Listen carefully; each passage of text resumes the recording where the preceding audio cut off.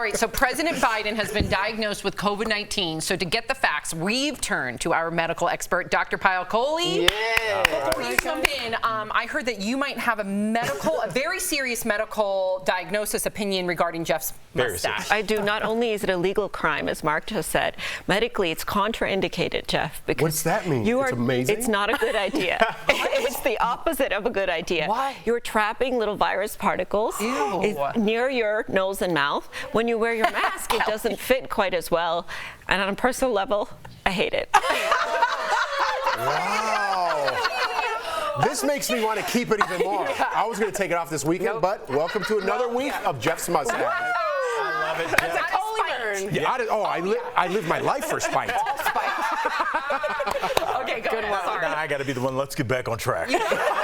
Sorry. Al's got a little lip fun too. It works for him. It works for him. She's right. It's just Jeffrey, something different. and I'm always honest, I actually like the stash on you. I dig it. All right, let's get to some medical advice. Go. Obviously, Dr. Kohli, unfortunately, President Biden has COVID. Are you worried that he's like on an inhaler? Like, how worried should we be about our commander-in-chief right now? You know, I'm starting to get more worried now than I was this morning, because we just heard that they started him on an Albuterol inhaler, which helps relax the airways in the lungs and helps him breathe a little bit better. That's for people with asthma, correct? Albuterol? Yes, but it can happen when you're infected, with any kind of cold. But what that tells me is that his lungs are reacting to the inflammation. Now, it could still be inflammation up from his nose and mouth that's going down into his lungs. But if it's starting to get into his lungs, then we need to watch his oxygenation really carefully, because that's when we worry that it's developing into a pneumonia or an infection of the lungs. Wow. Wow, I did not know that about the, how do you say it? Albuterol inhaler. Albuterol inhaler. Wow, that's good to know. All right, President Biden has begun a round of what they call Paxlovid. So everyone get used to saying that. What is it? And what are the side effects? So it's an antiviral medication. You can get it over at your pharmacy. It's a pill. You do need a prescription for it. But essentially what it does is it reduces the intensity of the symptoms. It reduces the duration of infectivity, and it makes you less likely to end up in the hospital. Now, if you got COVID today, Tori, you would not be eligible for Paxlovid, because it's only for people that have underlying medical conditions or at high risk for progression, like our president, who's a little bit older.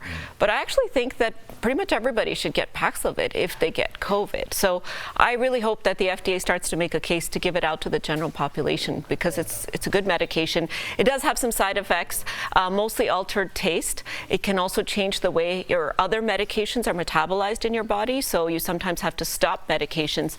In the case of our president, we have to stop his cholesterol medicine and his blood thinner while he's taking this Paxlovid. Wow. So where are we as a country, Doc? Because if you ask a lot of people, are like, it's over, it's something we're going to deal with, just like the flu, right? It's here forever, but it's not a big deal. Where are we medically with COVID right now? It's not over. And it's not like the flu, because the magnitude of the number of deaths and hospitalizations that we're having from this is several-fold more. So every day, a plane full of people are dying from COVID still today. So even though the variant we have currently is milder, we have the vaccines, we have the boosters, we have the Paxlovid to help people, we need to keep our guard up, guys, because there's infection everywhere around us, and we just need to make sure that we don't expose ourselves to that risk over and over again. So with that being said, should everyone go and get a booster now, since infections are so high? But I know a lot of us can't go get a booster. Right. I tried to get one. I couldn't get one. Me too. They sent me away. Like I was in the room. Yeah. So we're talking about our second booster, because everybody should get the first booster. Yes. So hopefully we've all gotten that. Everyone is eligible. So 3 shots, the first 2 and then the booster. The second booster, the reason they're turning away the younger, healthier people is because the bang for your buck is not as much there. Remember, this is a 2-year-old vaccine. So that booster is the same booster we're giving from 2 years ago. And so basically, it protects you from infection for about 8 weeks. But after that, you're still at risk. So I will tell you guys to get your booster in the fall. Hopefully, we have the new variant-specific boosters then.